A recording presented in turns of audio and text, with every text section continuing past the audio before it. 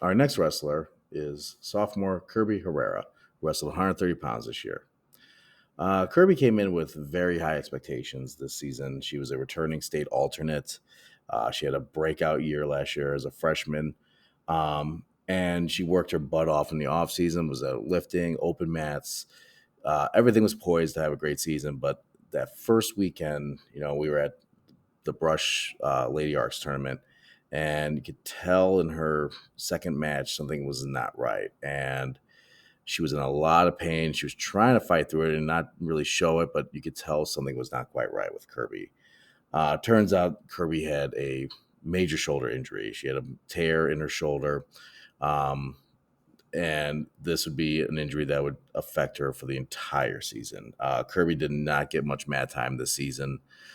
She tried to battle back multiple times, but just could not get healthy. Even using braces, using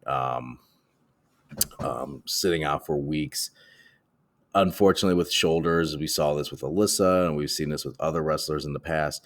It's an injury that takes a lot of time to cover, and in wrestling, your shoulders are vital. So if your shoulders aren't good, you're not going to do well out there.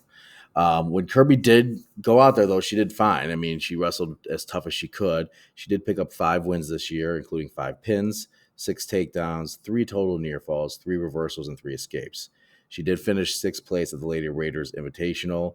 That was really the only tournament she competed in the Brush tournament, but had to back out. She competed at Akron North, but also had to back out. And even in the Lady Raiders, I think she wrestled maybe 4 or 5 matches. She wrestled about 4 matches, but even then she had to back out because it was just getting too much. And she still finished 6th place. So she had to forfeit the last couple of matches, but she still was able to finish 6th place. I think the big thing with Kirby this season was she did step up as a leader. Even though she couldn't be out there wrestling, she was there at practices. She was there at the meets.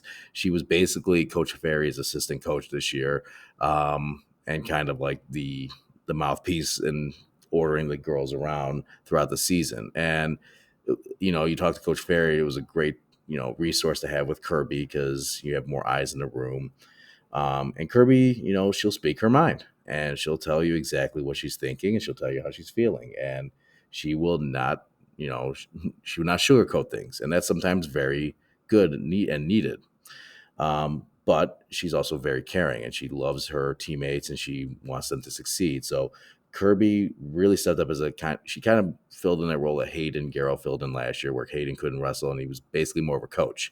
And Kirby did the same. And, hopefully with Kirby, she gets healthy and it comes back. And this experience will hopefully open her eyes and help her be a better wrestler in the long run.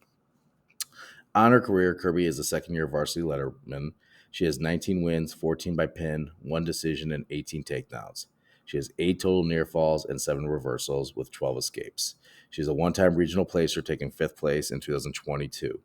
Again, hopefully Kirby, she's already working on getting healthy, getting back into the groove. And, once she's 100%, it's going to be, I feel bad for anyone that steps on the mat with her because Kirby is going to be hungry and she's going to be really wanting to get out there and get some payback for missing the season. But we're really proud of what Kirby did, though, when she couldn't wrestle, and proud of the leadership she stepped up this year. So congratulations to Kirby.